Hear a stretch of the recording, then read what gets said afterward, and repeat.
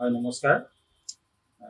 প্ৰথমে মই ধন্যবাদ জনাইছোঁ বিশেষকৈ মোক এই এনেকুৱা এটা সুন্দৰ পদবী দিয়াৰ কাৰণে আমাৰ অসম সাধাৰণ জাতি বিকাশ বিভাগৰ চেয়াৰমেন দিগন্ত ভূষণ বৰ্মন ডাঙৰীয়া আৰু APCC সভাপতি শ্ৰদ্ধাৰ ভূপেন কুমাৰ বৰা ডাঙৰীয়া আৰু আমাৰ নগাঁও সাংসদ শ্ৰদ্ধাৰ প্ৰদ্যুৎ বৰদলৈ ডাঙৰীয়া আৰু লগতে আমাৰ নগাঁও DCC প্ৰেচিডেণ্ট প্ৰশান্ত কুমাৰ শইকীয়া ডাঙৰীয়া VP ভাস্কৰ গোস্বামী ডাঙৰীয়াকে প্ৰমুখ কৰি সকলোকে মই ধন্যবাদ জ্ঞাপন কৰিছোঁ মোক এনেকুৱা এটা সুবিধা দিয়াৰ কাৰণে।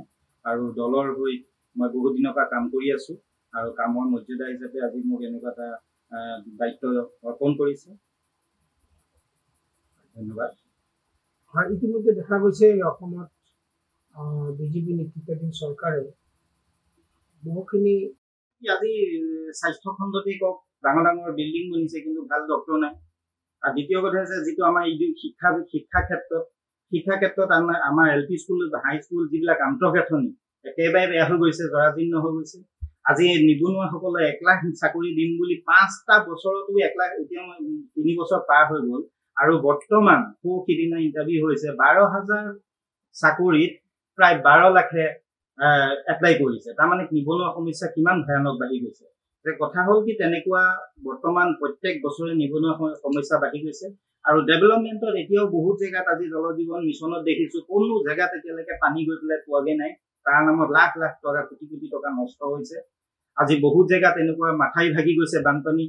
ইতিমধ্যে আমাৰ নগাঁও ভয়ানক পৰিৱেশ নগাঁওতো লগতে হৈ গৈছে আৰু সেই 5টা কাৰণ মই ভাবোঁ আৰু বহু কাৰণ আছে কিন্তু আপুনি 5টা ক'ব দিছে, মই 5টা আপোনাক কৈছোঁ। দেখা গৈছে এই বুলিয়ে ক'ব বিচাৰোঁ যে বিজেপি এটা এজেণ্ডা হয়। হিন্দু মুছলিম টানি থাকিলে তেওঁলোকে এটা খুব ভাল পায় বা ভোট বেংক হিন্দু ভোট বেংকটো বেছিকৈ পাম বুলি ভাবে।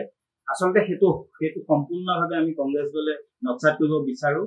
কাৰণ কি আমি দলে এটাই বিচাৰোঁ যে আমাৰ উন্নয়ন লাগে, আমাৰ নিবনুৱাসকলক সংস্থাপন লাগে, আমাৰ অসমখন উন্নয়ন হ'ব লাগে। আজি মুখ্যমন্ত্ৰী কোৱা ধৰণে দেশৰ 5খন ৰাজ্যৰ ভিতৰত অসমখন আমাৰ আনিব, কিন্তু আজিলৈকে সেইটো হৈ নুঠিল। উল্টাই আমাৰ শেষৰ ফালৰ পৰাহে আমি এতিয়া 5 নম্বৰত আহিলোঁ। চবতকে আমাৰ সেইটোৱে এটা ডাঙৰ কথা। আমাৰ স্বাধীনতাৰ পিছত আমি এনেকুৱা এজন মুখ্যমন্ত্ৰী পালোঁ যিজন মুখ্যমন্ত্ৰীয়ে তেওঁ ডেভেলপমেণ্টৰ কথা বাদ দি আজি হিন্দু মুছলিম বা আজি অন্যান্য বহুতো তেনেকুৱা আমাৰ যিসকল বিজেপি দলৰ ব্যক্তি আছে তেওঁলোকে এইবিলাক হিন্দু মুছলিম কৰি থকাটো কাৰণে আমাৰ একচুৱেলি বৰ্তমান অসমখনত ভেদাভেদ সৃষ্টি হৈছে। অসমৰ মুখ্যমন্ত্ৰী আজি জ্বলন্ত সমস্যা হৈছে। আজি গৰম দিনত স্মাৰ্ট মিটাৰ যিটো ব্যৱহাৰ উন্নতি যিসকল ধনী মানুহ যিসকলে টাউন অঞ্চলত থাকে তেওঁলোকৰ কথাটো সুকীয়া, কিন্তু আজি গাঁও ভিতৰুৱা অঞ্চলবিলাকত স্মাৰ্ট মিটাৰ দিয়াৰ কাৰণে তেওঁলোকৰ যিটো বিল আছিলে আগৰ তাতকে 2 গুণ 3 গুণ 10 গুণলৈকে বাঢ়ি যোৱা আমি দেখা পাইছোঁ। আৰু বহুতে ইতিমধ্যে এনেকুৱা হৈছে দুখীয়া মানুহে কাৰেণ্ট কাটি পেলাই তেওঁলোকৰ মিটাৰ তেওঁলোকে অফিচত গৈ জমা দিয়াও পৰিলক্ষিত হৈছে। এইটো এটা ভয়ানক সমস্যা হৈছে। আৰু দিনক দিনে দ্বিতীয় কথা হৈছে দিনক দিনে আমাৰ যিটো খাদ্য সামগ্ৰীৰ বজাৰ মূল্য আজি সিদিনা আজি 2 দিনৰ আগতো বহুতখিনি মূল্য ইতিমধ্যে বাঢ়ি গৈছে আৰু বিশেষকৈ দুখীয়া শ্ৰেণীৰ মানুহ একদম অৱস্থা বেয়া হৈ গৈছে। মোৰ কথা হ'ল কি ইয়াৰ ওপৰত চৰকাৰে কোনো ব্যৱস্থা ল'ব পৰা নাই আৰু মই ভাবোঁ এখন সেইকাৰণে ব্যৰ্থ চৰকাৰ বুলি মই ক'ব বিচাৰোঁ। মোৰ কথা হ'ল কি তেনেকুৱা ধৰণৰ কথা নাই। শ্ৰমজীৱী শ্ৰমিকসকলে বিভিন্ন জেগাত যাব পাৰে। এইটো ভাৰতবৰ্ষৰ আমাৰ সংবিধানে দিয়া এটা অধিকাৰ হয়, কাৰণ আমি ভাৰতবৰ্ষৰ প্ৰতিটো জেগাত আমি যাব পাৰোঁ।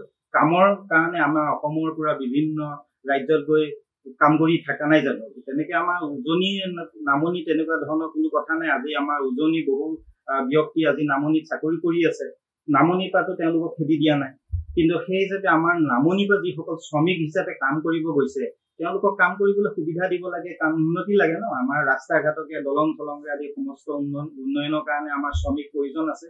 সেইবুলি আমাৰ মিয়া অসমীয়া বিভেদ আনিব নালাগে মই ক'ব বিচাৰোঁ। দেখা গৈছে ৰাজনীতিত এনেকুৱা হৈছে বিগত প্ৰায় মোৰ কথা হ'ল কি অসমখন শান্তিয়ে থাকিব লাগে।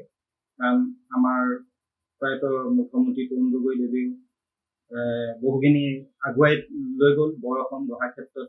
আৰু বিভিন্ন সময়ত বিভিন্ন আমাৰ দলৰ যিসকল মুখ্যমন্ত্ৰী অসমখন কাৰ্যভাৰ লৈছিলে তেওঁলোকেও বিভিন্ন সময়ত অসমৰ কাৰণে বহু কাম কৰিছিল বিশেষকৈ উজনি নামনি বুলি কথা নাই সমগ্ৰ অসমত তেওঁলোকে উন্নয়নৰ কথা চিন্তা কৰি পেলাই তেওঁলোকে কাম কৰিছে আৰু মই ভাবো উজনি নামনি বুলি তেনেকুৱা কোনো ধৰণৰ কথা নাই বিভেদ আনিব নালাগে আমি এক হৈ থকাটো আমাৰ খুব প্ৰয়োজন